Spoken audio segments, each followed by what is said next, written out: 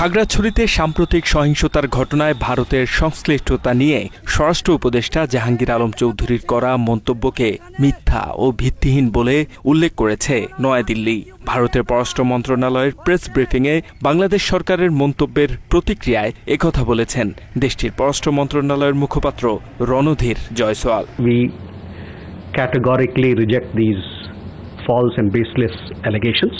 সম্প্রতি টানা এক সপ্তাহ ধরে অশান্ত ছিল পার্বত্য চট্টগ্রামের খাগড়াছড়ি।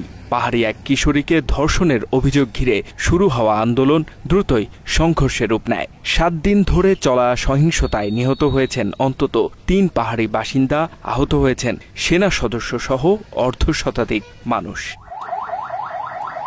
তবে এই ঘটনার পেছনে ভারতের ইন্ধন রয়েছে বলে অভিযোগ করেছেন স্বরাষ্ট্র উপদেষ্টা। তার দাবি, পরিকল্পিতভাবে পার্বত্য অঞ্চলকে অস্থিতিশীল করার চেষ্টা করছে ভারত। ভারতের ইন্ধনে বা ফ্যাসিস্টদের ইন্ধনে এই ঘটনাটা ঘটাচ্ছে।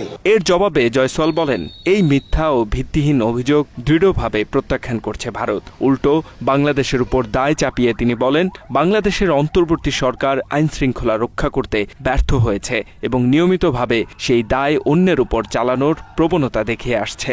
অন্তর্বর্তী সরকারের আত্মসমালোচনা করা উচিত বলেও মন্তব্য করেন Jaiswal. Habit of routinely trying to shift the blame elsewhere. এছাড়া বাংলাদেশের অন্তর্বর্তী সরকারের আত্মসমালোচনার পাশাপাশি পার্বত্য চট্টগ্রামে সংখ্যালঘু সম্প্রদায়ের বিরুদ্ধে স্থানীয় উগ্রপন্থীদের দ্বারা সংঘটিত সহিংসতা, অগ্নিসংযোগ ও ভূমি দখলের ঘটনাগুলো গুরুত্ব সহকারে তদন্ত করা উচিত বলেও মনে করেন তিনি।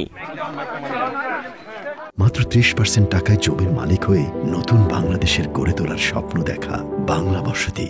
এদিকে জেলা সদরের সিঙ্গিনালা এলাকায় অজ্ঞান করে ধর্ষণের অভিযোগ এনে ওই কিশোরীর বাবা 3 জনকে অজ্ঞাত আসামি দেখিয়ে সদর থানায় মামলা দায়ের করেছেন।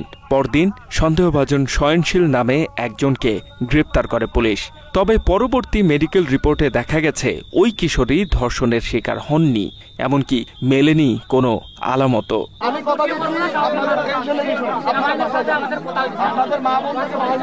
তবুও সেই ঘটনাকে কেন্দ্র করে সহিংসতা উস্কে দিয়েছে দুর্বৃত্তরা। শতাধিক ঘরবাড়ি, দোকানপাট ও যানবাহনে হামলা চালায় এবং অগ্নিসংযোগ করে বিক্ষোভকারীরা। পরিস্থিতি নিয়ন্ত্রণে আনতে সেনা ও বিজিবিকে মাঠে নামায় প্রশাসন।